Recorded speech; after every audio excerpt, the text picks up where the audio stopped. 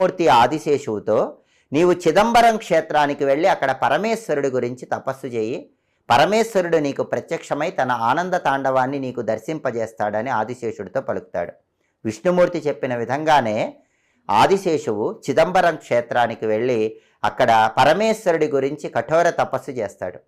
ఆదిశేషుడి తపస్సుకు మెచ్చి నటరాజస్వామి రూపంలో పరమేశ్వరుడు ఆనంద తాండవం చేస్తూ ఆదిశేషుడికి దర్శనమిస్తాడు. ఆ ఆనంద తాండవం చూసి ఆదిశేషుడు పరవశించిపోతాడు. అలా ఆదిశేషుడికి నటరాజస్వామి రూపంలో పరమేశ్వరుడు ఆనంద తాండవం చేస్తూ దర్శనమిచ్చిన రోజు శివముక్కోటి.